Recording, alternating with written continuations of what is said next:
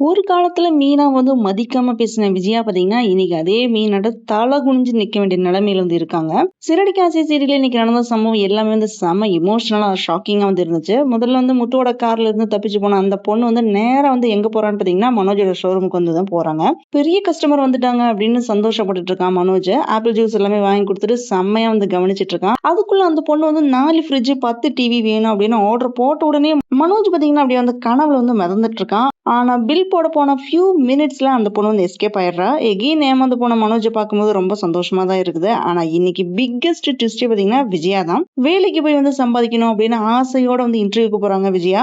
உள்ளுக்குள்ள போய் பார்த்தா இன்டர்வியூ எடுக்கிறதே வந்து மீனா தான். அதுவும் மீனா வந்து சைலண்டா என்ன சொல்றான்னு பாத்தீங்கன்னா, இங்க சேலரி எல்லாம் எதுவும் கொடுக்க மாட்டாங்க அத்தை, டீயும் பிஸ்கெட் தான் தருவோம் அப்படின்னு இந்த மாதிரி சொன்ன அந்த ஒரு டயலாக் பாத்தீங்கன்னா விஜய்க்கு வந்து டைரக்டா வந்து அவமானமா வந்து மாறுது.